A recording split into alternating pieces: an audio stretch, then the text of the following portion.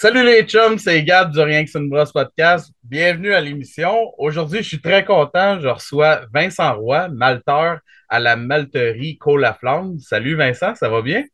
Salut Gab, ça va bien toi? Yes, sir. Merci infiniment d'avoir accepté. Je suis bien content que tu sois là. Ben, je suis bien content d'être là pour jaser de Malte avec toi, là, puis Ouais, ouais, exactement. Ben, comme on parlait juste avant de starter ça, dans le fond, je me demandais de quoi j'allais parler là, dans les prochains épisodes, puis je me suis dit que le maltage, c'était quel. Ben, en tout cas, dans mon cas, à moi, tu sais, même moi, j'en connais pas vraiment sur le maltage. Là, je connais les grosses lignes, là, tu sais. Mais puis je pense qu'on est une couple de brasseurs de même à pas vraiment connaître le process autour du malt, là. Fait que on va en parler aujourd'hui ben ouais, c'est ensemble. ça, non, c'est ça, t'es pas le seul, là. Habituellement, quand les brasseurs ils viennent en malterie, ils pognent un 2 minutes, là, parce qu'ils se rendent Ouais. compte là, que toutes les variables puis les propriétés qu'on peut changer pour arriver, dans le fond, au produit Mhm. fini du malt, là. Fait que c'est pas c'est un procédé qui est assez compliqué, là, ouais. Ouais, c'est ça, c'est pas juste du grain que tu mets dans un sac, là, tu sais, je Non, pense non, que c'est ça, là. un peu plus. Ben, pour commencer, tu pourrais-tu nous parler un peu de Colaflamme, d'où est-ce que ça vient, depuis combien de temps ça roule, etc. Ouais, ouais. Fait que la malterie, dans le fond, est en opération depuis 2015. OK. Avant ça, dans le fond, c'est Normand puis José qui ont starté ça, là. Tu sais, les deux copropriétaires de la malterie. Ils ont starté ça parce qu'avant, ils étaient producteurs laitiers. OK. Puis là, à un moment donné, ils se sont mis à chercher comme une autre avenue, là. Ils voulaient. Puis il y avait encore les terres sur la ferme.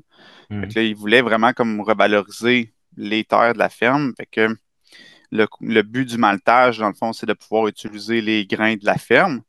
C'est que ça a commencé comme ça, mais rapidement, là, on produit beaucoup plus que qu'est-ce que les terres peuvent donner en termes de tonnage de grains. Fait qu'on OK. on va chercher des grains ailleurs au Québec. Puis là, Mhm. depuis, là, la croissance a pas mal augmenté. Puis là, 2 ans, on a fait un gros agrandissement là, qui nous permet là, de justement d'augmenter notre capacité de production OK. depuis ces années-là, là. OK. Puis, dans le fond, les vaches laitières, ils voulaient plus vraiment continuer dans cette avenue-là, c'est ça? Ou... Non, c'est juste physiquement, c'était tough, là.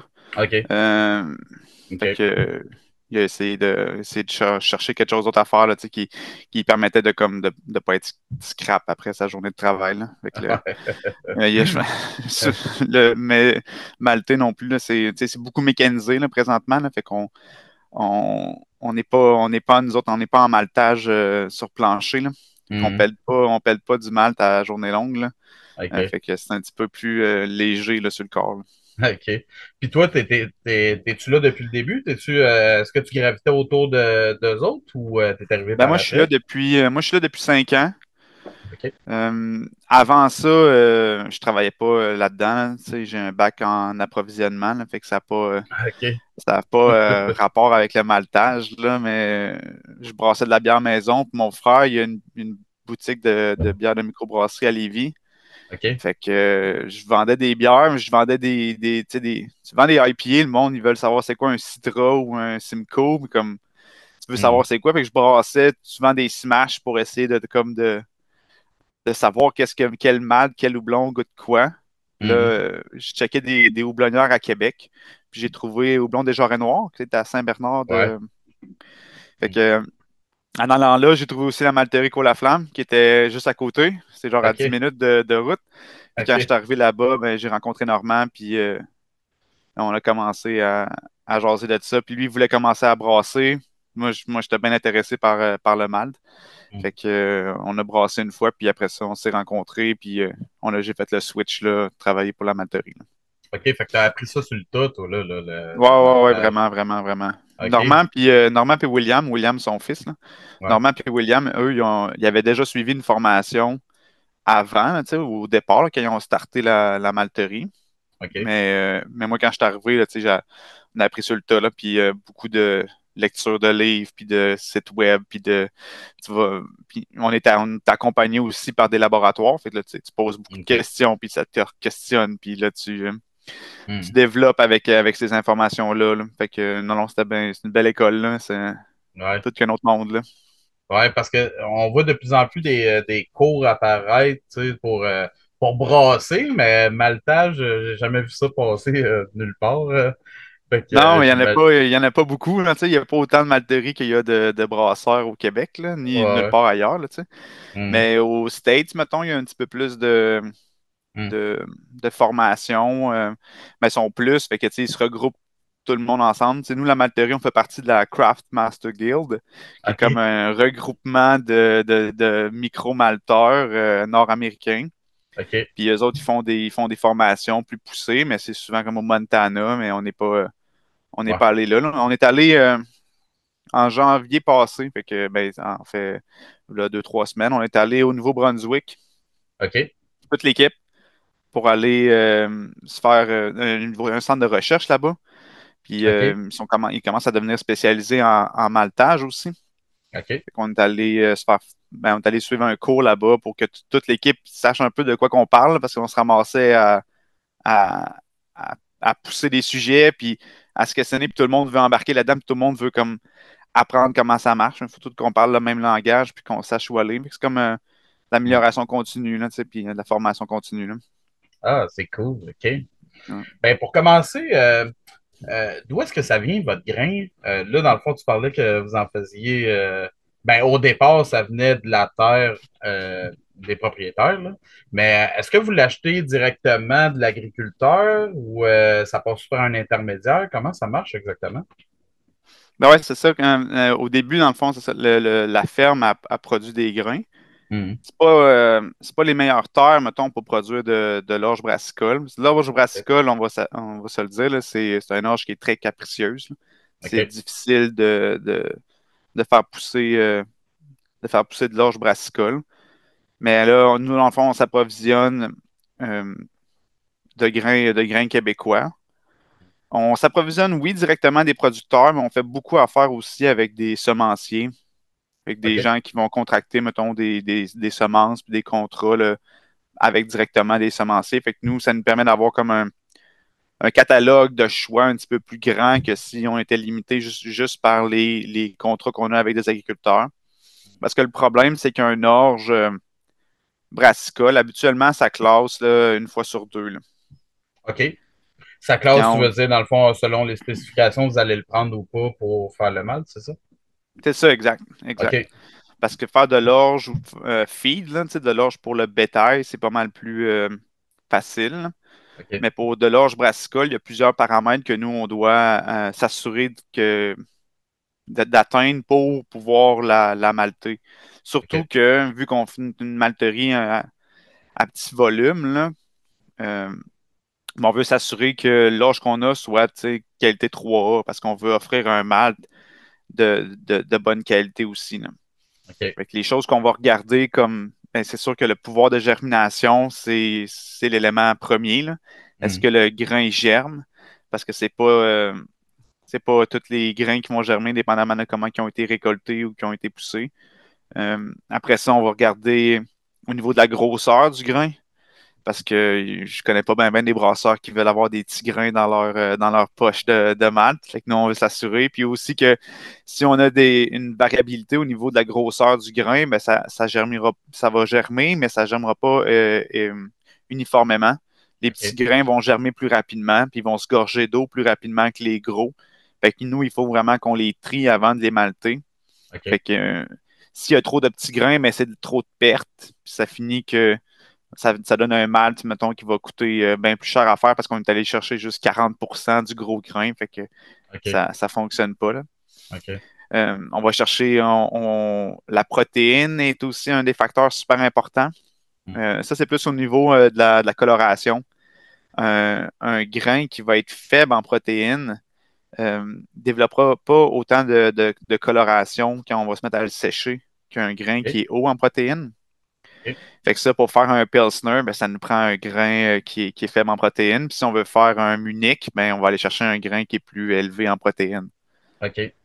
OK. Ça, c'est un concept qui est pas encore très, très bien éduqué au niveau des agriculteurs parce OK. qu'eux sont habitués de mettre beaucoup d'azote dans le sol pour aller chercher de la protéine pour avoir du rendement à l'acre. Fait que là, quand eux sont bien contents parce qu'ils ont eu un excellent rendement, mais là, le grain est à 13,5% de protéines, puis c'est trop élevé pour que nous, on puisse avoir une qualité d'orge pâle. Fait que OK. là, pour nous autres, ça fonctionne pas, mais pour d'autres malteries qui font des maltes caramel, par contre, eux autres, ça serait un excellent grain. Mais nous, Hmm. vu qu'on se spécialise en malt pâle, ben, on peut pas se permettre d'avoir un orge qui va être très coloré. Là. On pourra même pas faire de malt pâle ou de malt anglais. Tu sais. On n'aura pas rien en bas de 4 SRM. Tu sais. OK. OK. Ah ouais, je pensais pas que la corrélation était là avec les protéines. Puis, Ouais. OK. Wow, OK. Puis après ça, tu sais, il y a des specs qui sont vraiment comme oui ou non, là, comme la vomitoxine. Ben, s'il y en a trop, on peut juste pas l'utiliser. Là. Ça va faire des bières qui vont gâcher. Là. OK. Comment Ouais, t'as c'est ça. dit que ça s'appelait? La La vomitoxine? vomitoxine, ouais, c'est une toxine qui fait vomir les bœufs OK. quand ils en mangent. Fait que, ouais, fait que c'est assez simple. Là. C'est Dans le fond, c'est de la fusariose. Là. C'est des OK. champignons, là. C'est des champignons qui vont. Puis comme là, cette année, là, c'est la pire année pour ça. Là. Ah Parce ouais? qu'il OK. a fait très, très humide. Il n'y a plus beaucoup juste avant la récolte. Fait que ça, OK. c'est vraiment bon pour la production de champignons. Pas OK. bon pour l'orge parce que ça pousse sur l'épi. Fait que Mhm. là, on se ramasse avec des lots qui sont plus élevés. Fait que OK. là, il y a des choses qu'on peut faire, nous autres, pour essayer de limiter la propagation, de limiter le développement de ces champignons-là durant le maltage. Il Mhm. faut les malter très, très tard dans la saison. Si on les malte à l'automne, ben, ils vont spiker, là. Ils vont continuer de développer parce qu'on les remet dans l'eau. Fait que les autres, ils Ah ouais. capotent, là. Ouais, ouais. OK. Fait qu'on vérifie le niveau de vomitoxine. Puis après ça, OK. c'est une question d'humidité. Fait qu'on va voir si le grain, souvent on veut que les grains soient secs. Pas trop secs parce que sinon ils vont casser quand ils vont être transportés par le système de vis. Mais Mhm. si c'est trop humide, on s'amasse avec un orge. Dans le fond, sa capacité de germination, il y a une grande corrélation avec son taux d'humidité. Fait que OK. plus que le grain va être entreposé humide dans un silo, moins que sa durée de vie va être longue. Fait que si OK. un grain qui est entreposé à 15 degrés d'humidité, ben, la capacité de germination va être durée 2 mois. Là. OK. Tandis que si c'est posé à 11 ou 12% d'humidité, ben, ça peut te faire un an et demi. Là. Fait que, tu OK. sais, c'est vraiment là, ça peut vraiment être long. OK. Fait que c'est ce genre de spec-là qu'on va aller vérifier quand on reçoit un échantillon d'un producteur. Puis si l'orge classe, ben là, on peut l'acheter. Sinon, ben, il y a des des sous-utilisations qu'on peut en faire, là, comme pour, dans le fond, l'orge déclasse, fait qu'il devient pour de l'orge feed, là, pour le bétail. OK. OK. Si l'orge est un peu plus, si l'orge est haute en vomitoxine, on peut quand même l'utiliser pour les distilleries. OK. Parce qu'avec le système de distillation, les autres, ils vont tout éliminer ces Ah ouais. vomitoxines-là. Ouais. Fait que ça, c'est le genre de choses que souvent, mettons, on essaie de faire, là, de pouvoir. Souvent, il y a des distilleries maintenant qui font affaire directement avec de l'orge de leur région.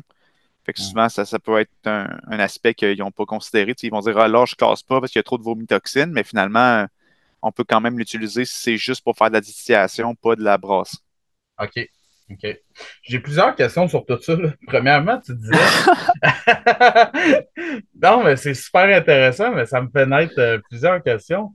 Premièrement, là, tu parles dans le fond de rendement, tu sais, quand vous allez classer le grain, tu sais, vous allez avoir, mettons, un 40% de perte ou quelque chose de même. Mais dans le fond, est-ce que vous. Comment je pourrais dire ça? Un coup que vous le classez puis que vous le prenez, là, dans le fond, vous assumez qu'il va y avoir des pertes. Puis dans le fond, si vous signez un contrat avec un agriculteur ou quoi que ce soit, ça se peut que vous le preniez pas, dans le fond. Il doit y avoir une clause, genre que s'il ne se classe pas, vous le prenez pas. Comment ça marche Oui, exactement? exact. Dans le fond, nous autres, ben, quand on signe un contrat avec un agriculteur ou avec des semenciers, là, on va toujours s'entendre sur des standards de qualité avant. Là. OK. OK. 40% de perte à cause de la grosseur, on s'entend que c'est un extrême. Là, on OK. parle plus habituellement, là, lors du nettoyage, on parle plus habituellement d'un 10 à 15% de perte. Là. OK. OK. Ça, c'est la Mais moyenne, ouais, un peu. tous ces standards-là qu'on a là, de minimum, maximum, sur tous les specs qu'on vient de parler, c'est tout Hmm. entendu avec le producteur avant, même, en ce moment, là, c'est déjà réglé pour l'année prochaine. OK. Fait que là, nous autres, c'est déjà seté pour ça. Là. Fait OK. qu'ils le savent. Si jamais là, je classe pas, mais que c'est juste que c'est proche de, ben, ça peut être contracté quand même, mais avec une certaine pénalité. Hmm. Nous autres, on essaie de pas trop aller vers cette avenue-là, parce qu'on OK. veut pas, on préfère la technique de la carotte que le bâton. Là. Hmm. Fait que nous autres, ce qu'on va essayer de faire, surtout là, c'est d'offrir mettons, des primes quand l'orge dépasse les standards minimales. Fait que si OK. l'orge est très, très grosse, mais pour nous, ça veut dire qu'il y a moins de pertes. Fait que là, on se permet de payer un petit peu plus cher le producteur parce qu'au final, l'orge va avoir moins de pertes lors du nettoyage. Ça, OK. c'est un des avantages qu'on essaie d'avoir qui permet qui va encourager les producteurs qui font de la très, très, très belle orge de Hmm. la vendre aux micro-malteries Hmm. plutôt que de la vendre à des grosses malteries Ouais. canadiennes. Ça, c'est quelque OK. chose là, tu sais, que on a travaillé toutes les micro-malteries du Québec ensemble. Là. OK. On siège sur une table de concertation avec le CRAC puis le MBQ. OK. Euh, Puis c'est des standards, puis c'est des primes, dans le fond, qu'on s'est comme entendu d'offrir euh, toutes les micro-malteries du Québec ensemble aux producteurs. Fait que sur Hmm. ce point, après ça, le prix qui est entendu, là, c'est propre à chaque malterie de l'offrir, mais au niveau OK. des standards là, tu sais, de qualité, mais ça, c'est quelque chose qu'on a longuement comme réfléchi. Comme ça, les semenciers, ils le savent aussi. Puis on espère que l'information se rende à tous les agriculteurs qui contractent de l'orge brassicole au Québec. Là. OK. Mon autre question aussi, c'est, tu parlais de toutes les spécifications, ça veut dire que ça implique d'abord beaucoup d'équipements, j'imagine, pour le contrôle qualité, là, ça doit être des équipements quand même De de loin. laboratoire, là? Ouais, c'est Ouais. ça, des bons équipements, j'imagine, ouais. Ouais, c'est ça. Ben nous, à la malterie, on est capable de faire des tests de base au niveau du grain. OK, Avec, on est capable de faire humidité puis des tests de germination, de grosseur. Maintenant, on est capable aussi de faire les tests de vomitoxine. OK, Si ça passe au niveau de la germination, puis de la grosseur, puis de la vomitoxine, après ça, c'est une question d'humidité puis de protéines. Fait que là, ça, c'est des tests qu'on envoie dans des centres de grains là, pour ah, OK, faire ça. OK, Ouais, ouais, OK. Fait que vous avez accès à des ressources pour faire tester ça, là, quand même. OK, ouais, ouais, ben, au Québec, il y a beaucoup de centres de grains qui vont tester la protéine pour plein, plein, plein de grains pour le bétail, là, pour la moulée, là, dans le OK, blé. Là, OK, mais pour, après ça, si tu veux avoir des données au niveau de la pré-germination de l'orge, ben là, il faut que tu envoies ça dans un laboratoire spécialisé en Malte là, OK, pour faire ce type de test-là. Là. C'est pas les centres de grains au Québec qui sont pas équipés de cette machine-là pour faire les tests de pré-germination. Là. OK. C'est vraiment intéressant. Là, si on tombe un peu plus dans le process là, du maltage, premièrement, Mhm. là, c'est quoi le but du maltage exactement? Ben, nous, notre but, c'est de vous offrir, dans le fond, un malt qui est le plus enzymatique possible. Fait que ce qu'on fait, dans le fond, dans le maltage, nous autres, c'est qu'on va euh, libérer un peu les enzymes par le procédé, dans le fond, de la germination, qu'on développe, dans le fond, les enzymes pour qu'ils viennent euh, vous permettre, durant le mash, de déconstruire, dans le fond, le sucre. Nous, OK. après ça, on va aussi, avec les bêta-glucanes qu'on essaie le plus possible de diminuer. Ça, c'est ce qui va créer vos fameux stock mash. Là. Ça, Mhm. c'est des chaînes, dans le fond, de protéines qu'on s'en va comme défaire avec aussi ce même procédé-là de germination. Là. OK. Fait que essentiellement, c'est ça. C'est contrairement à ce que bien du monde vont penser, tu sais, on ne transforme pas euh, le malt ne devient pas dans le fond du sucre. Là. OK. Ça reste quand même de l'amidon, mais c'est de l'amidon, tu sais, vu qui est enzymatique puis que les barrières de protéines ont été dissous. Ben, vous autres, durant le mash, ben, ça vous permet d'aller extraire ce sucre-là plus facilement. Là. Fait que OK. quand, je sais pas si tu es connaisseur, dans le fond, d'analyse de malt, là, mais quand on va me parler, mettons, de Un peu, ouais. friabilité ou de la Ouais. friabilité, là, ça va être on fait passer, dans le fond, le malt dans une machine qui va presser le malt. OK. Puis plus que le malt est friable, fait que plus qu'il a été transformé, plus que le malt, dans le fond, va devenir en poussière puis passer à travers la machine.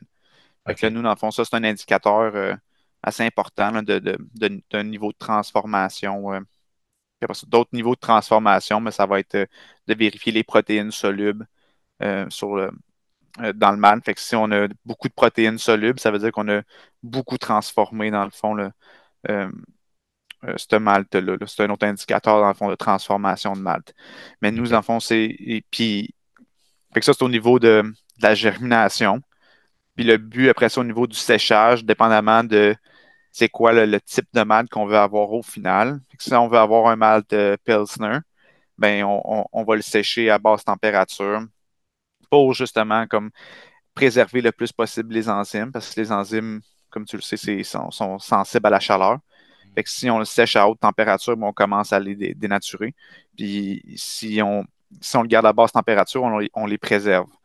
OK. Euh, le malt Pilsner, c'est un peu le même problème que dans les brasseries. Là. Si tu veux savoir si une brasserie fait de la bonne bière, tu goûtes leur bière blonde, là, puis tu vas voir s'il y a des défauts. Là.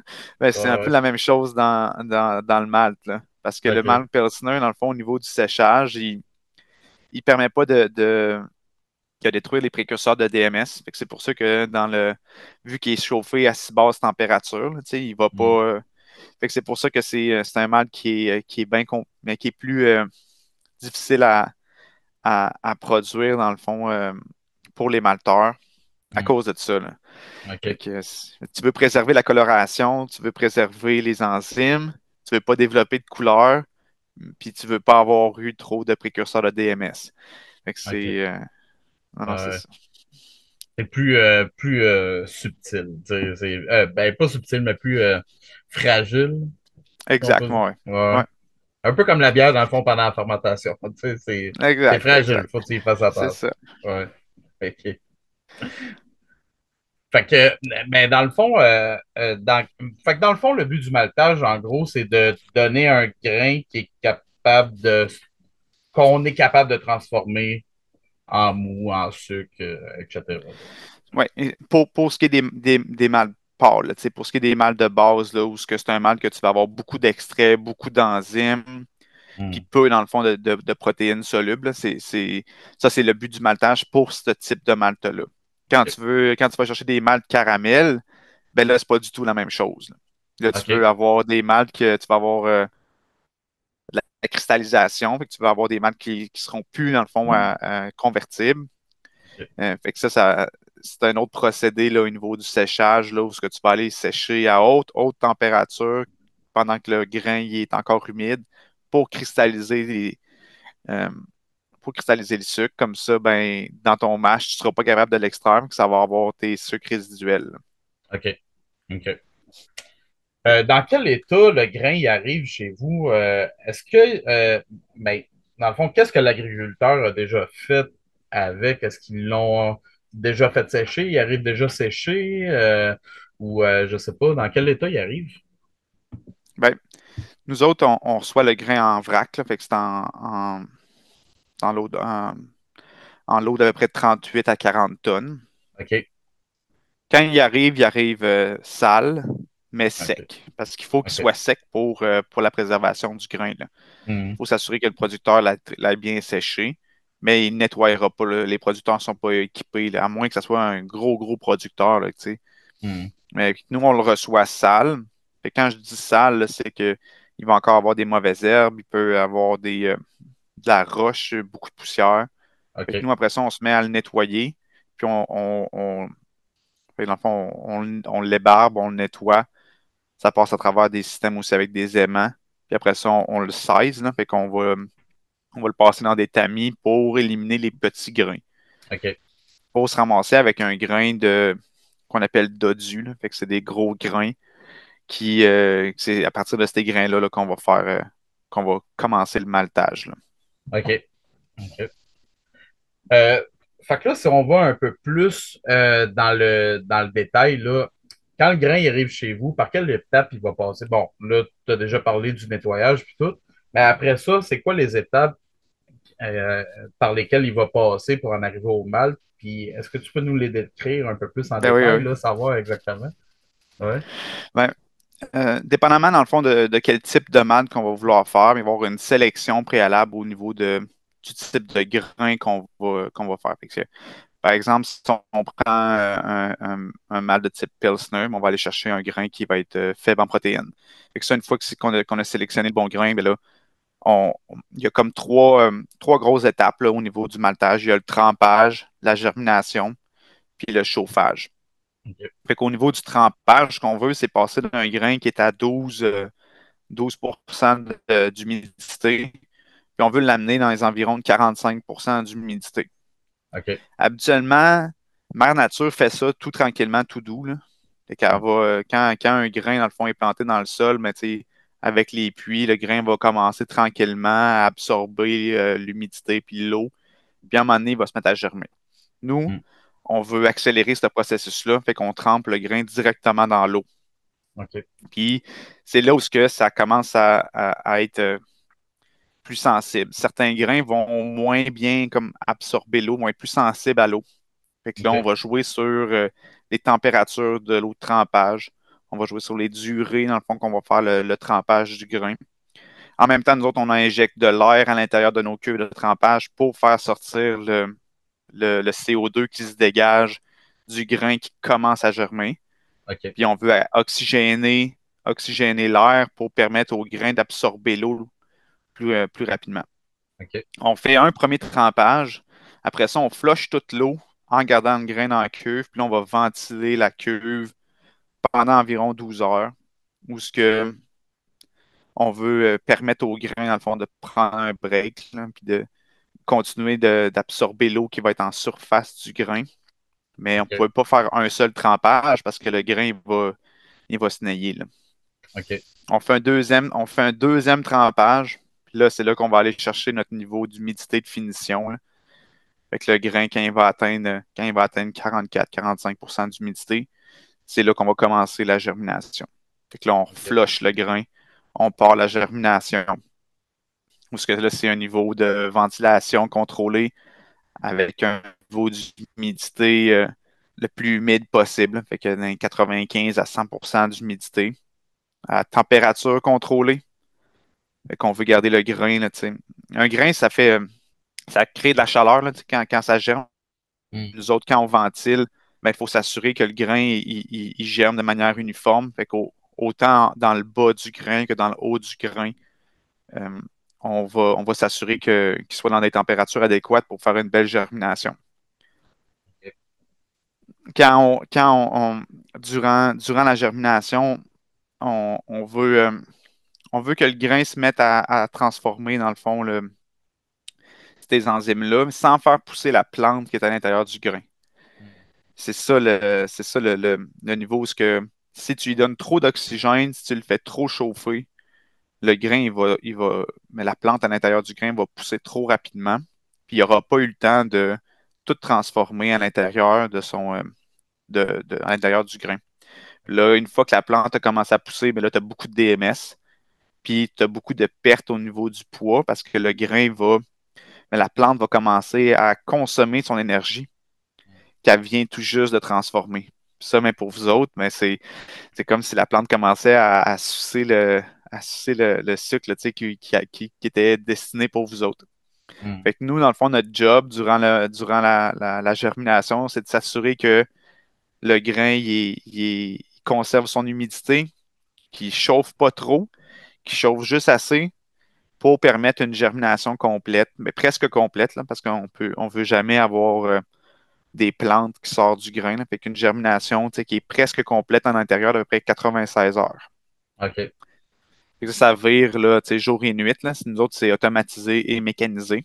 Fait que nous, OK. on vient là, quelques fois par jour prendre des échantillons du grain, voir où ce que l'évolution est rendue, s'assurer, puis on ajuste en fonction de ça. Parce que c'est pas un procédé qui est qui est toujours le même de semaine en semaine, Hmm. dépendamment de l'humidité relative extérieure ou dépendamment du grain dans la saison. Plus que le grain vieillit, moins qu'il y a une activité forte là, au niveau de la germination.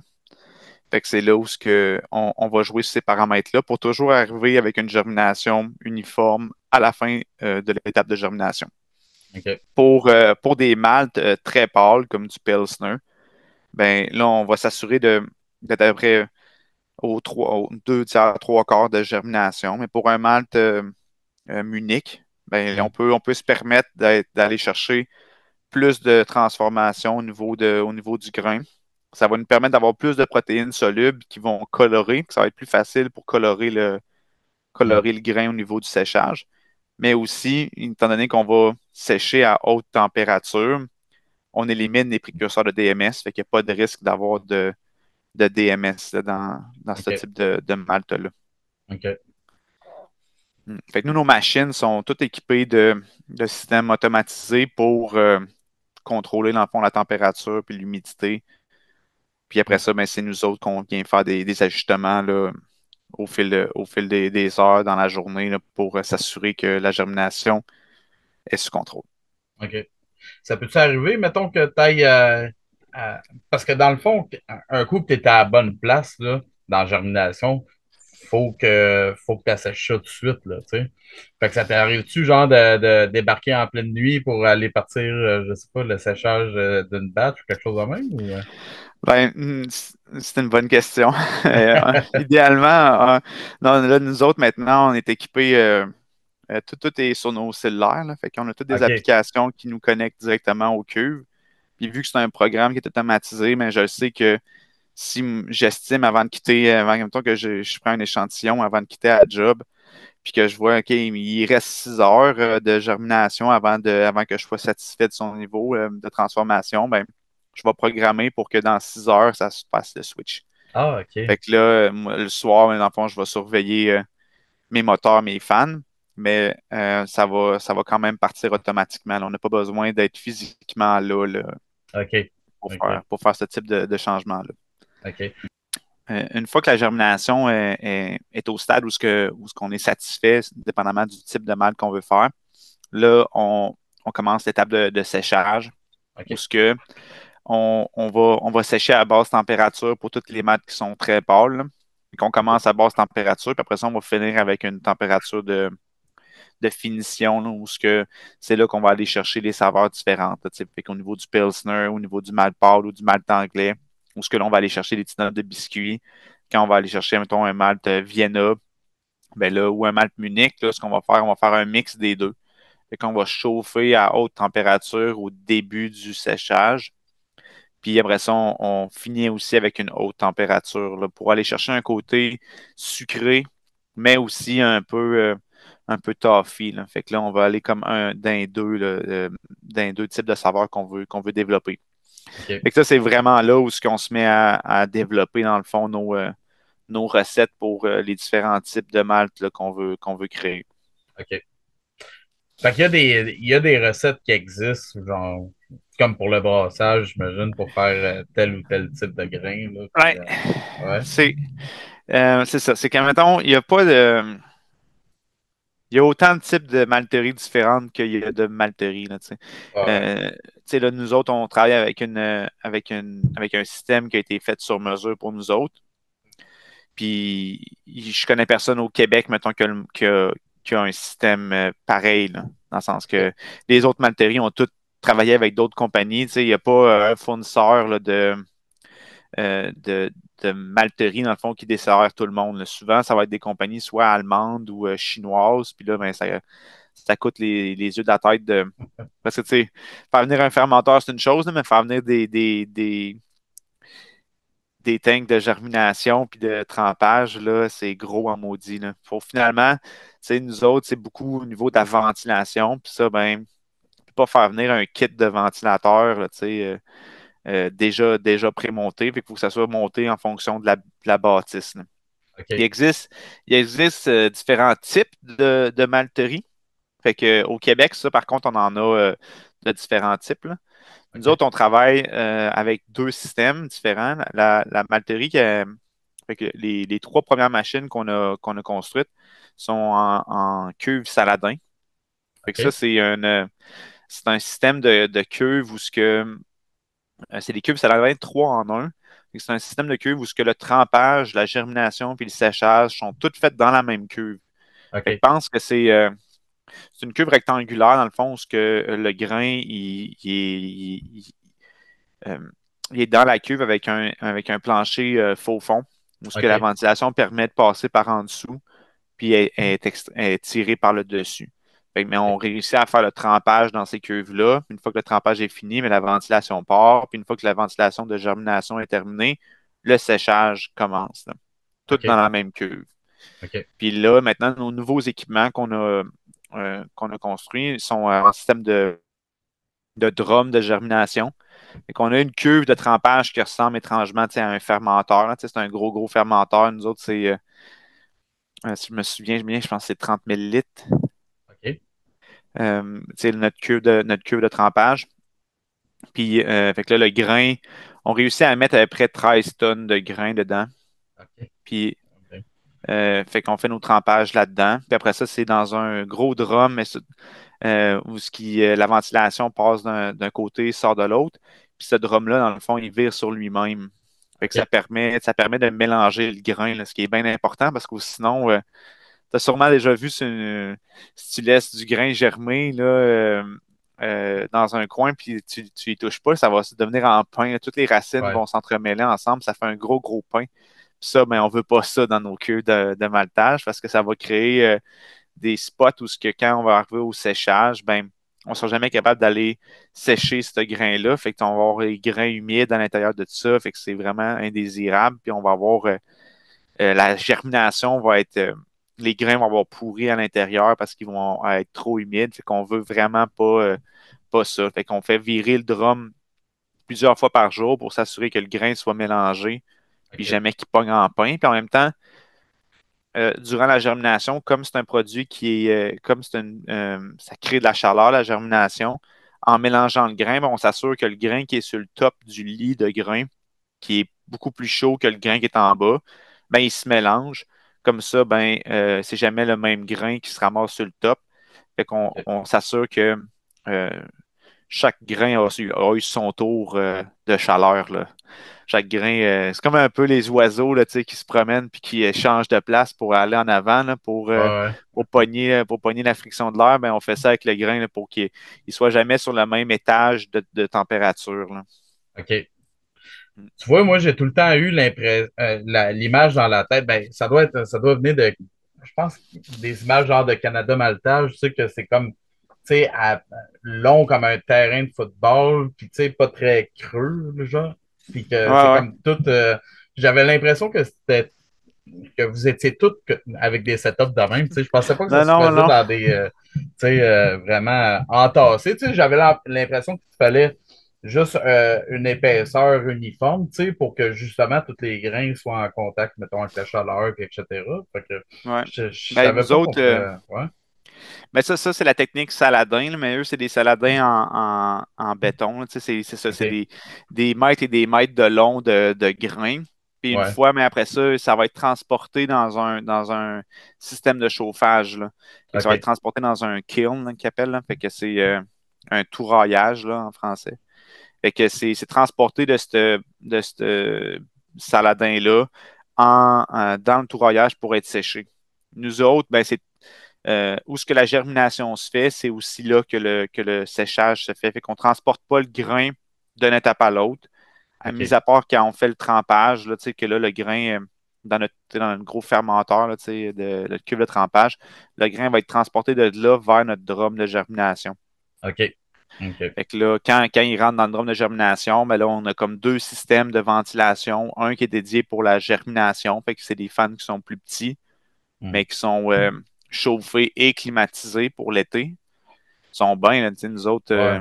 la bâtisse n'est même pas climatisée, mais nos cuves le sont, là, tu sais, fait qu'on. Puis, pour le séchage, ben là, on parle de grosse vélocité d'air, puis avec des éléments chauffants OK. à haute capacité, là, tu sais. Nous autres, on vire à peu près, en séchage, on parle à peu près 23 000, 23 000, 24 000 CFM là, de OK. ventilation pour l'assèchage. Hmm. Puis, nous autres, on est chanceux d'être sur une ligne où ce que Hydro passe à haute capacité. Là. Fait OK. toute la malterie est électrique parce que ça consomme énormément d'énergie, là, produire du malt. Là. Ouais. Fait que nous autres, étant tout électrique, ben, on est capable de faire le séchage du grain par des éléments chauffants là, électriques. Là. La OK. plupart là, des malteries vont utiliser encore, ben, c'est un peu le même problème aussi, j'imagine, pour vos boilers. Là. La plupart utilisent encore du gaz là, pour faire chauffer l'air là, pour le OK. maltage. Là. Ah, OK. C'est quand même assez proche d'abord. Ouais, Nos c'est deux ça. jobs, dans le fond. On utilise quasiment les mêmes équipements pour bien des choses, hein. Ben, il y a Ouais. un moment donné où juste avant qu'on fasse le switch vers l'agrandissement, quand nos trois cuves étaient en chauffage en même temps, on faisait sauter les Ah panneaux, ouais. puis à un moment donné, c'était les boîtiers sur les poteaux d'Hydro-Québec dans sa rue qui sautaient, là. Fait que, là, OK. Hydro-Québec arrivait, là, puis on était comme, on sait pas ce qui s'est passé, là. Puis, Oh, wow, ouais. OK. C'est Mais là, intéressant. maintenant, on est équipé, on est à 2500 ampères sur le OK. 600 volts, là. Fait qu'on on est équipé pour chauffer, là. Fait que Ouais, c'est du on n'a gros plus, jus, on a ça. plus trop de problèmes au niveau de la capacité électrique, là. OK. Mais la vieille méthode pour malter, là, au niveau de la germination, c'était sur plancher. Fait que ça, OK. c'est là que tu utilises du bras, là, du jus de bras, là. C'est qu'au lieu d'avoir une rotation ou un système mécanique qui va mélanger le grain durant la germination, ça va être vraiment comme des employés qui se promènent avec une fourche ou une pelle, là, puis là, OK. qui se mettent à pelleter le grain juste pour le mélanger, l'aérer, tu sais, puis pour pas qu'il surchauffe puis qu'il pogne en pain. OK. Fait que Ah, fait que ça eux doit être autres, c'est ce genre c'est eux d'image-là que autres, j'ai là, vu. ouais, que tu as vu, là, où est-ce que Ouais, c'est vraiment pas épais, là, où est-ce que c'est comme ouais, l'épaisseur quasiment, là, que genre 6 pouces d'épais de grain, là. ouais, Ça, ouais. c'est du maltage. Souvent, les grosses malteries, ils vont préférer mettre ces images-là de maltage, là, parce que ça fait plus authentique, là, de voir Ouais, ça, là, ouais, que de ouais. voir leur grosse machine de grain. Tu sais, nous autres, on malte à peu près 36 pouces d'épais, là. Fait OK. que fait qu'il y a plus d'échange de chaleur. Fait que c'est pour ça que c'est important de bien le mélanger pour s'assurer que le grain a tout le temps eu son tour là, au OK. niveau de la chaleur. OK. Puis après, pour mettre tout ça en poche, tu sais, un coup que c'est prêt, est-ce que si tu as automatisé là encore, y a-tu, je sais pas, Ouais, intervenez-vous là-dedans ou? ouais, c'est ça. Mais, tu sais, nous autres, on produit ça en poche de 25 kilos, là, principalement. OK. Fait que, ouais, une fois que le grain est tout séché, là, on le sort des cuves. Mais encore là, il faut qu'il passe par un système de nettoyage parce que là, le grain, il y a toute la racine Ah ouais. qui est accrochée au grain. Fait que là, on Mhm. a besoin de le nettoyer pour justement comme enlever la racine du grain, enlever OK. la poussière aussi, tu sais, que ça a pu créer. Fait qu'après ça, une fois que c'est nettoyé, là, ça s'en va se faire empocher en poche de 25 kilos ou en tôte de 1000 kilos, là, dépendamment des besoins de la brasserie ou de la distillerie. OK. Puis ça, c'est encore un procédé qui est fait manuellement. Là, tu sais, on s'aide avec des OK. chariots, tu sais, des convoyeurs puis des ensacheurs automatiques, là, mais Mhm. ça reste que chacune de nos palettes là, sont empochées, là, sont empochées à la main, puis sont pilées à la main. Là, fait que OK. Ah ouais. il y a bien, ouais, ouais, c'est ça. Là, mais on Ouais. en fait, on en fait un peu là, par semaine, fait qu'on essaie ben, un peu comme du canage. Là, on essaie de pas tout faire ça le même jour, là, puis on étale ça toute la semaine. Là. OK. Fait qu'il n'y a pas juste le pelletage qui peut être dur sur le Ouais. dos, là. Ouais, empoché, là, tu sais, après avoir fait 10 tonnes dans une journée, là, tu commences à être raqué, là. J'imagine. Ouais. Euh, euh, là, tu as parlé beaucoup des tests que tu fais tout au long, mais tu sais, pendant la germination, pendant le Ouais. séchage, tu sais, tes tests d'humidité, etc. Ça, tu le fais, tu vas le faire sur place, ça. Ouais, ouais, c'est ça, on fait ça sur place, là. C'est fait avec OK. des, tu sais, c'est des balances, là, tu sais, qui sont bien, bien précises, là, mais tu sais, au final, c'est une balance avec un élément chauffant. On met, OK. le- on met le grain humide à l'intérieur de la balance. Puis, dans le fond, ça pèse le grain humide. Après ça, ça sèche le grain. OK. Puis ça pèse une fois qu'il est sec, puis ça calcule, dans le fond, là, la différence entre les deux, puis ça te donne un pourcentage d'humidité. Ah, c'est quand même Fait assez qu'on, simple.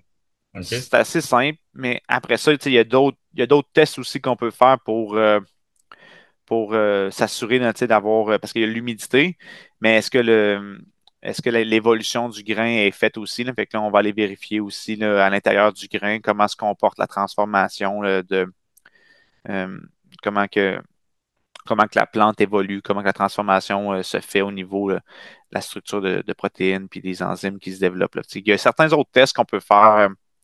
Mais tu sais, le délai est tellement petit, on ne pourrait pas se permettre d'envoyer ça dans un laboratoire pendant Ouais, la c'est ça. germination pour qu'ils nous reviennent durant la journée. Là, tu sais, hey, faut que tu changes ça, ça va pas bien. Là. OK. On peut pas, on peut pas Ouais. faire ça. Là. Fait on le fait à la malterie. Là. Fait que ça, c'est le genre de test qu'on fait de suivi. C'est pas des gros tests, là, mais tu sais, ça nous permet de bien évaluer. Puis après ça, c'est tout de compiler ces données-là, puis de batch en batch, de voir, tu sais, s'assurer qu'on est constant dans nos transformations, dans nos modifications.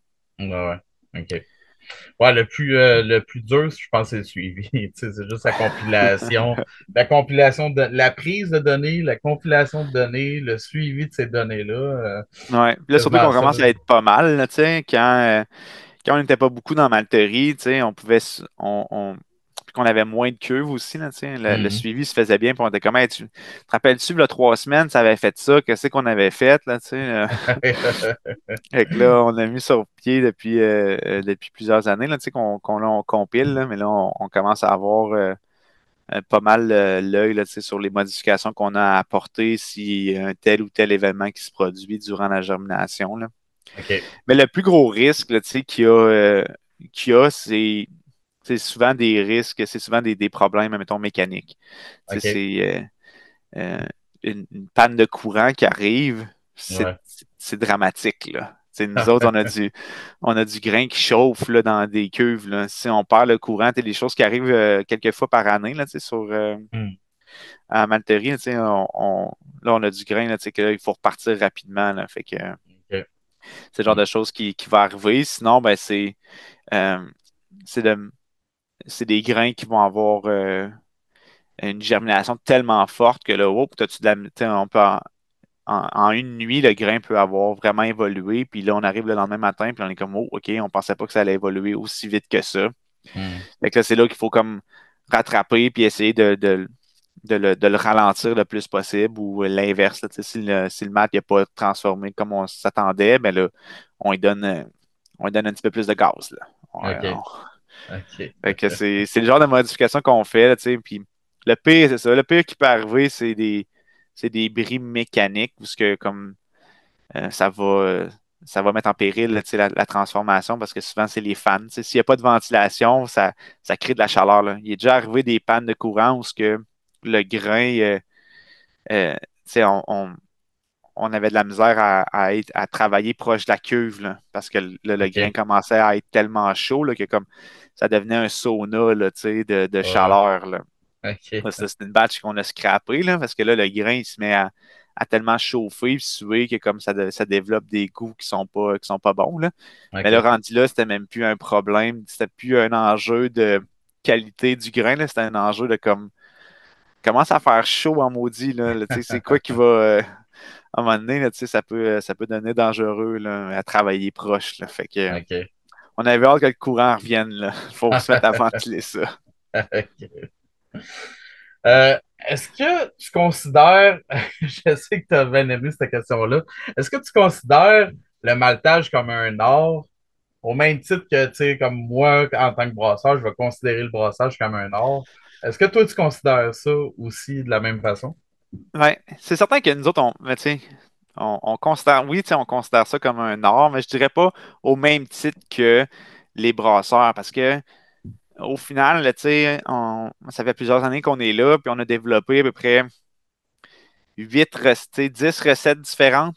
Tu sais, un brasseur va développer, si je connais des brasseurs qui vont développer 10 recettes en un mois, là, tu sais, Hmm. ils vont faire des nouvelles recettes. Fait que c'est pas tant au niveau de comme la création de recettes, puis surtout que dans le malt, ben, euh, on, développer un nouveau malt, quelque chose, ça serait plus au niveau, mettons, d'un nouveau grain ou un grain qui n'est pas utilisé. Parce que sinon, tu sais, la plupart des malteries ont déjà pas mal tout essayé les types de modifications qu'on peut faire au niveau de tu sais, de la coloration puis des goûts qu'on peut apporter.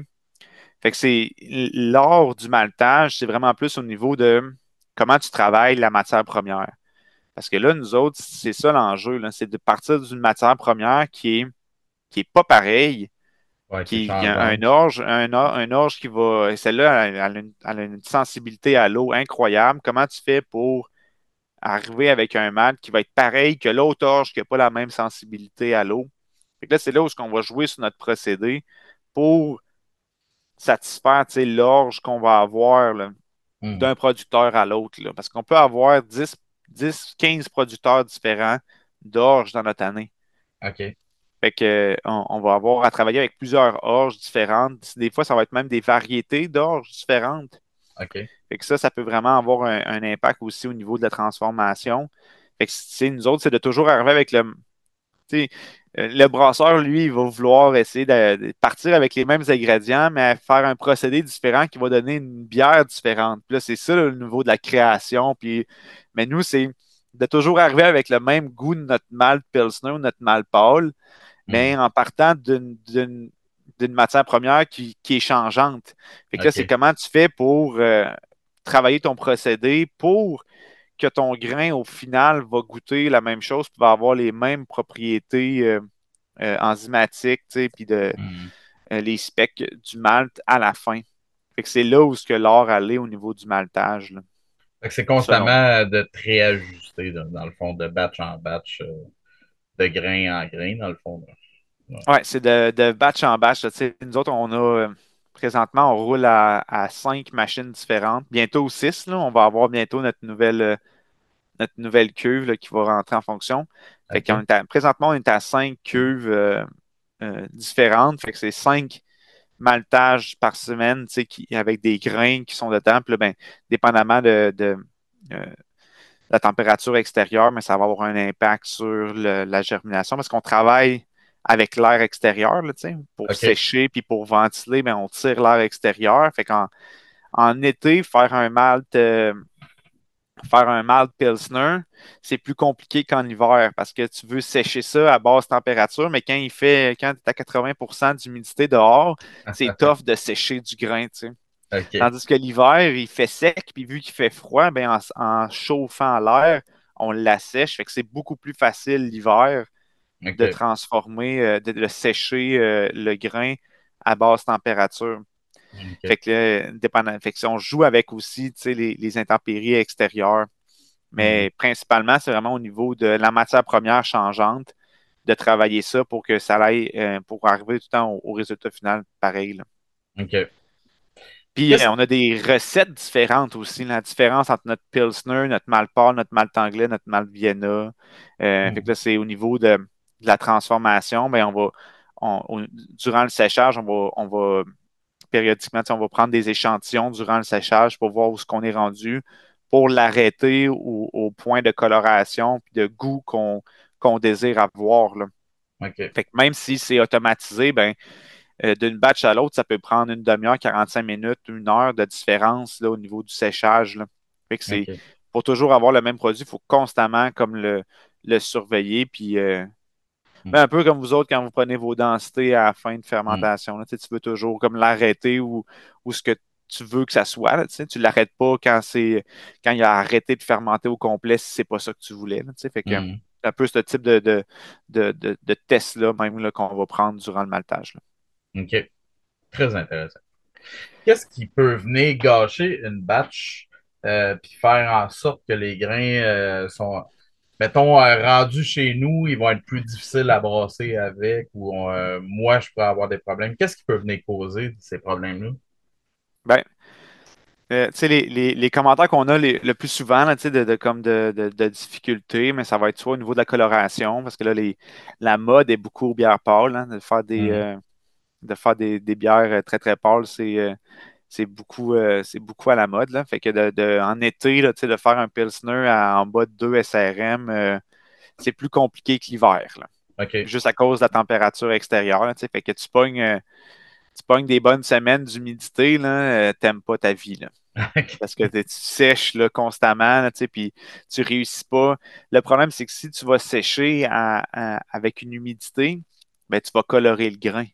Fait que là, Mhm. tu veux pas ça. Fait que là, tu le sèches à basse température, mais à un moment donné, tu finis pas de finir. Là, tu t'amènes quand même de l'humidité, fait que ça finit pas de sécher. Là. OK. Euh, Puis sinon, ben, les bêta-glucanes, c'est aussi quelque chose qui peut comme gâcher une batch, là, tu sais, d'avoir un bon stock mash. Là, c'est bien Ouais. le fun, hein? Les brasseurs adorent ça. T'aimes pas ta vie. Non, t'aimes pas ta vie. Non, c'est ça. Mais OK. puis ça, tu sais, ça va dépendre d'une brasserie à l'autre. Il y a des brasseries qui ont vraiment une tolérance au bêta-glucane plus faible que d'autres, là, tu sais. Mhm. Fait que là, il y en a qui même récemment, tu sais, on a eu des demandes de brasseurs qui voulaient Euh, il voulait un malt Pilsner, mais à haut bêta-glucane pour sa New England IPA, parce que ça lui faisait comme un espèce de trouble là, tu sais, dans sa bière Ouais. qu'il aimait. Tu sais. Il Ouais. voulait Ouais. pas que sa bière soit comme crystal clear. Tu sais. Ouais. Fait que là, c'était la première fois qu'on entendait quelqu'un qui faire je veux du grain qui a beaucoup de bêta-glucane. Donc, on est comme qu'est-ce qui se passe là? Qu'est-ce que tu veux là? Mais habituellement, c'est le genre de choses qui vont scraper des batchs là, pour les brasseurs. Là. OK. Mais tu sais, nous autres, à toutes les batchs, on fait faire des analyses Mhm. sur nos maltes qu'on transmet là, tu sais, via notre site transactionnel là, tu sais, pour les brasseurs. Puis souvent, on va avoir des commentaires que les brasseurs, tu sais, ils prennent pas le temps, dans le fond, de les regarder. Fait que Ben, c'est euh, parce que je pense il y a peut-être une éducation à faire un peu de votre côté. Tu sais, je relance pas la balle non, juste c'est aux parfait. malteries, mais pour ma part, moi, j'ai l'impression qu'on comprend peut-être pas assez ce qu'on regarde, tu sais, pour. C'est ça. Je pense qu'il y a peut-être une petite éducation à faire auprès des brasseurs pour comprendre qu'est-ce qu'on regarde, tu sais. Ouais. Ouais, mais c'est très vrai. Tu sais, nous autres, on le voit, là, tu sais, souvent, on va avoir, dépendamment tu sais, du niveau comme d'expertise ou tu sais, les formations à Jonquière, ils vont prendre, ils vont tu sais, les brasseurs qui vont faire ça, tu sais, ils vont checker des analyses, ils vont les regarder. Mhm. Mais tu sais, il y a bien des brasseurs tu sais, qui n'ont jamais regardé ça parce que quand tu te fies quand tu achètes de la même malterie depuis des années puis que tout va Mhm. bien, à un moment donné, c'est sûr que comme tu arrêtes de surveiller ces genres d'analyses-là, tu sais.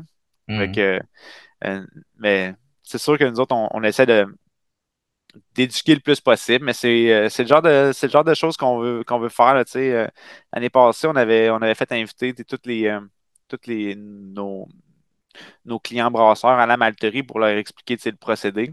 Puis c'est le Mhm. genre de choses qu'on a soulevé, là, comme c'était pas tout le monde qui était très familier ou qui comprenait bien comme comment lire ce type d'analyse-là. Fait que même si on les fait tu sais, systématiquement sur toutes nos batchs, nous autres, on les fait principalement pour s'assurer que ça classe tu sais, selon Ouais. les specs qu'on a de besoin. Mhm. Puis, mais par la suite, tu sais, il va toujours avoir des variations. Tu sais, le malt ne sera jamais toujours les mêmes specs. Fait que des fois, tu sais, en tant que brasseur, de juste comme valider, OK, c'est quoi la petite variation qu'il peut avoir? Ah, ça va peut-être avoir un petit impact à ce niveau-là. Ou, Mhm. de, ou ça va permettre aussi aux brasseurs de, de valider s'ils ont une certaine tolérance dans leur système de brassage. Si leur tolérance est plus faible à certains specs, là, il y en a qui comme on en voit de toutes les sortes, là. Mais il y en Mhm. a que, comme justement, tu sais, au niveau de la coloration, pour certaines de leurs bières, c'est vraiment, vraiment, vraiment important. Puis pour d'autres, ça l'est moins.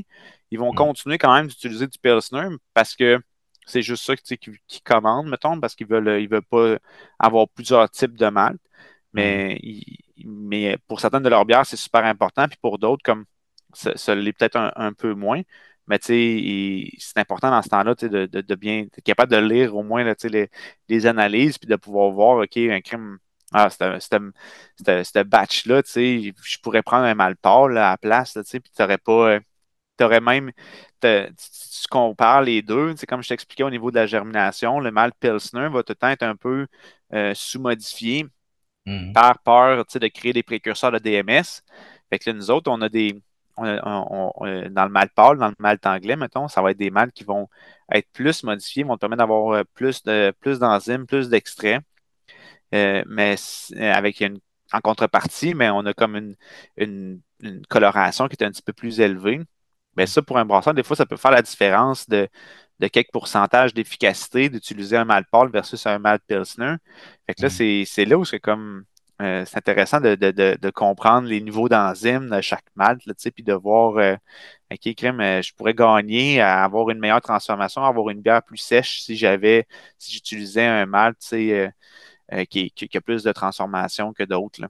Mhm. Fait que, à ce niveau-là, c'est sûr que nous autres, on connaît ça, tu sais, comme le fond de notre poche parce qu'on est constamment là-dedans, là, tu sais, Ouais. on regarde ça tout le temps, mais c'est vrai que c'est pas tous les brasseurs qui ont toute cette connaissance-là, puis on essaie de, tu Ouais. sais, de plus en plus là, comme à jaser avec eux autres pour Mhm. leur permettre, tu sais, de bien comprendre ce qu'on leur envoie comme analyse, parce que sinon, ça n'a aucune valeur, là. Si on envoie des Ouais. analyses que le monde ne regarde pas ou que le monde ne comprenne pas, Mhm. c'est bon pour nous autres là, tu sais, de dire, ah, on te l'a envoyé, l'analyse, là, mais après ça, il faut que tout le monde parle le même langage, là. Ah ouais. Mhm. On commence à avoir de plus en plus de malteries dans la province, là, tu sais. Maintenant, si tu cherches une malterie, tu en trouves plein là, au Québec, là. Est-ce que tu dirais que c'est une entreprise que n'importe qui peut démarrer? Euh, Mettons d'un point de vue là, investissement, formation, puis marché actuel de la bière aussi, là, parce qu'on va se le dire, le marché actuel de la bière il est changeant, on va dire ça, là. Est-ce que tu penses que c'est quelque chose de quand même facile à démarrer ou s'il y a un mur à l'entrée de, de, de, de cette industrie-là? Ben, c'est le fun de voir qu'il y a des nouvelles malteries au Québec, là, c'est certain, là. Tu sais, nous autres, euh, on travaille avec l'AMBQ puis les autres micro-malteries au Québec, justement, pour euh, s'assurer ben pas s'assurer, mais promouvoir le plus possible, tu sais, les ingrédients québécois dans les microbrasseries au Québec, tu sais. D'autres, on va être Mhm. content quand il n'y aura plus de malt européen, étranger ou tu sais, des affaires comme ça. Tu sais, où on se dit qu'on est au Québec, là, c'est assez cool de pouvoir faire pousser de l'orge brassicole au Québec, transformer au Québec, puis brasser au Québec, là, tu sais. Ouais. Il y a une chaîne de valeur là-dedans qui est super importante pour nous autres, tu sais, qu'on veut pousser puis mettre de l'avant. Après Mhm. ça, tu sais, partir une nouvelle malterie, ça te prend des fonds, là. Ouais. Parce que c'est des investissements, là, tu sais, assez gros, là. Ben, les brasseries, c'est certain que c'en est une bonne aussi, là. Se partir une Ouais. brasserie, là. Mais Ouais. se partir une malterie, tu sais, c'est des bons équipements, là. Tu sais, OK. si tu ferais un tour à la malterie, là, tu verrais qu'il y a de l'équipement, là, tu sais, assez onéreux là-dedans, là, tu sais, juste pour commencer à malter. Mhm. Puis, mais tu sais, tu peux toujours commencer à faire du mal plancher, puis par la suite, comme aller vers d'autres systèmes plus mécanisés. Mhm. Mais c'est de la job. Puis, comme tu disais au début, tu sais, il n'y a pas beaucoup de formation là-dessus. Fait que les gens ne connaissent pas ça non plus. Puis là, il faut que tu ailles, Mhm. faut que tu chercher cette information-là en plus, là, tu sais. Fait que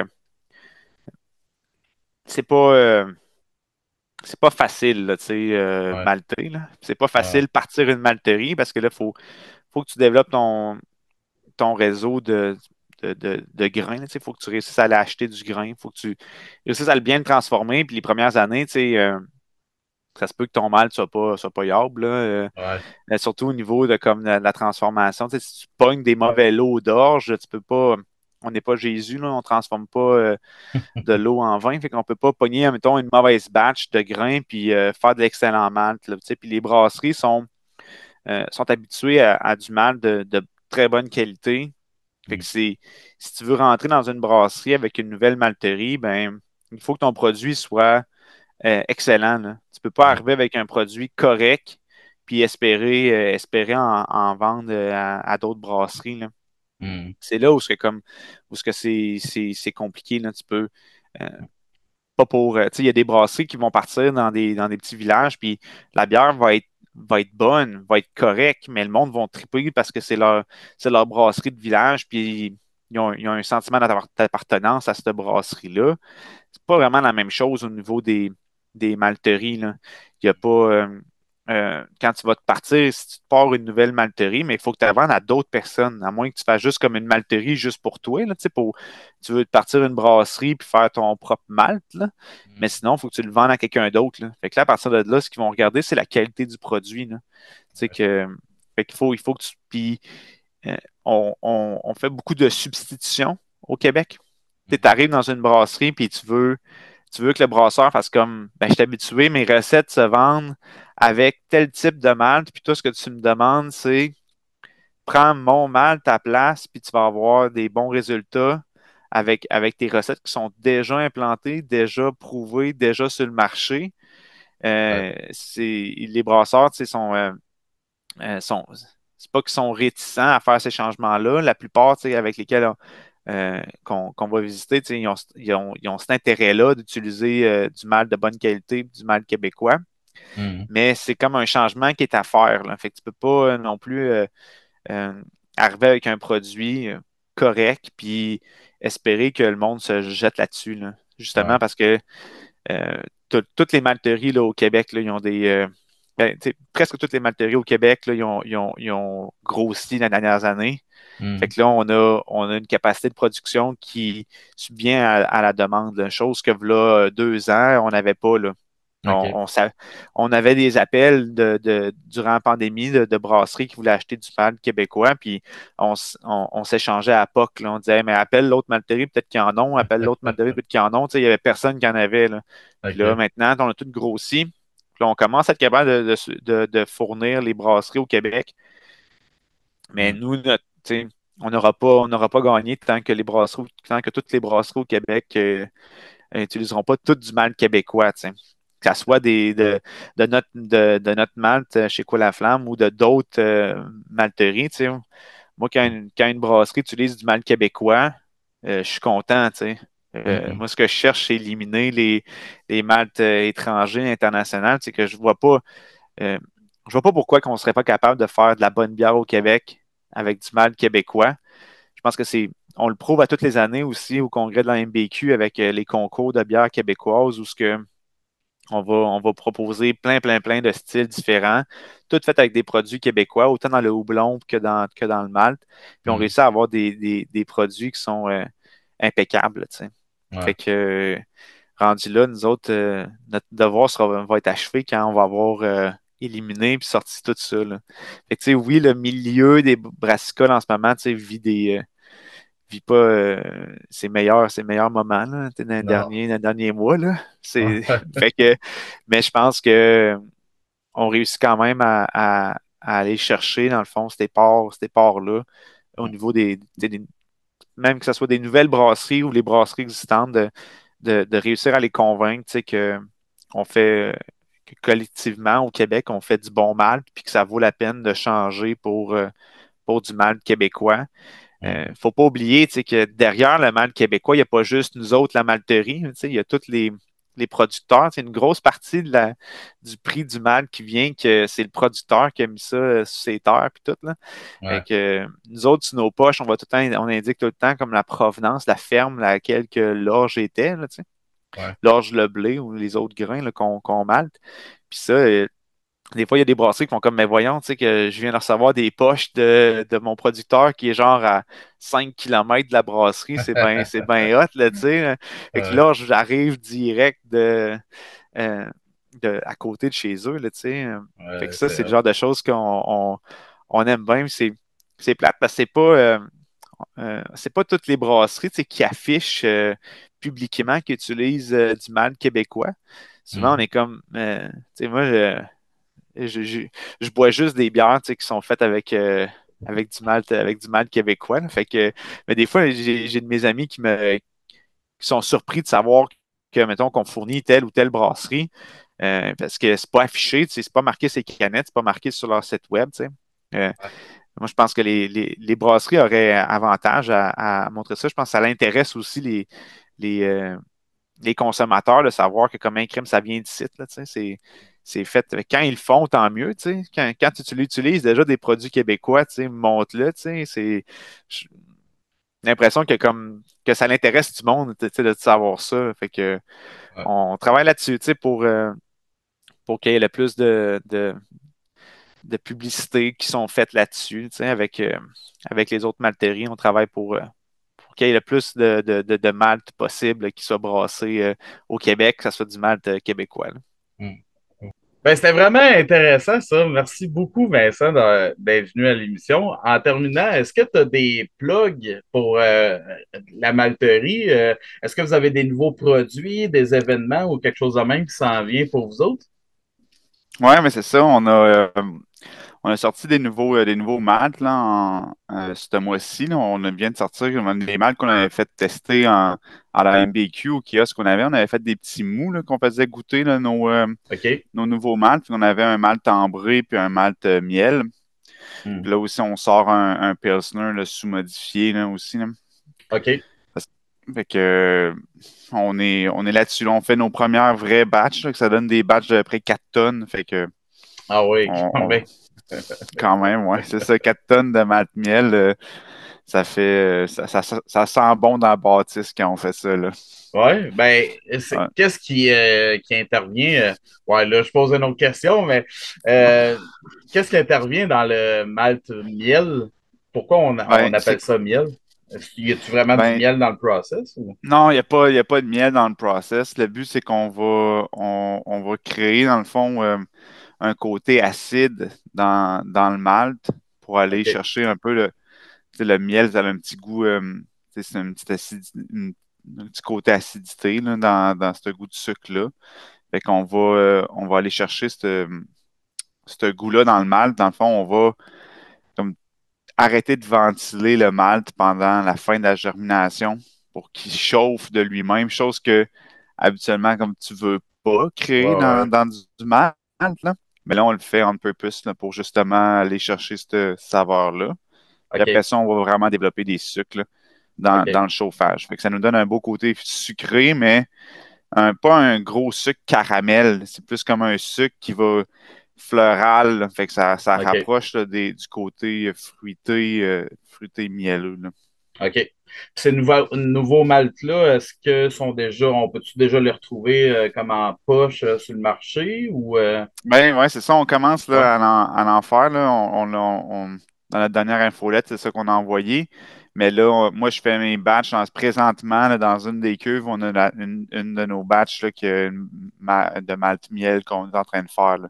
OK. Fait que là, OK. ils vont être, je pense que depuis à peu près 6 mois qu'on a des batchs là, que je fais avec un banc test qu'on a au laboratoire, nous autres. Là. Fait que je fais des batchs de comme 60 à 75 kilos.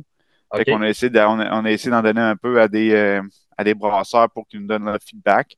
Puis Hmm. là, on est assez à l'aise là, pour partir une batch de 4 tonnes. OK. Fait que c'est-tu comme un petit équipement pilote que vous avez pour faire une petite badge en Ouais, même? ouais, Ah c'est un ouais? petit OK. équipement pilote qui reproduit. Puis là, on l'utilise, oui, pour comme développer des nouveaux maltes. Mais sinon, on l'utilise aussi quand on reçoit du grain cru. Puis OK. si c'est une nouvelle variété de grain ou un grain qui a une certaine spécialité dans une particularité là, de germination, ben, avant de faire des tests à coût de 4 tonnes, ben, on les teste à coût de 75 là. Ouais, Ça ouais. fait moins mal, là. Fait que c'est comme ça nous permet d'essayer des nouveaux procédés aussi pour voir où c'est qu'on peut améliorer encore OK. notre façon de faire, là, ouais. Ah, ben c'est cool. Ben, c'était vraiment très intéressant. Puis on va regarder de proche vos maltes, vos nouveaux maltes sur le marché. C'était vraiment cool. Merci beaucoup d'être venu à l'émission, man. Mais merci de m'avoir reçu. C'est vraiment le fun de pouvoir jaser de maltage avec des brasseurs, là. C'est vraiment cool. Ouais, ouais, c'était bien cool. Merci beaucoup. Puis à vous autres, les auditeurs, ben, je vous dis à un prochain épisode. Cheers!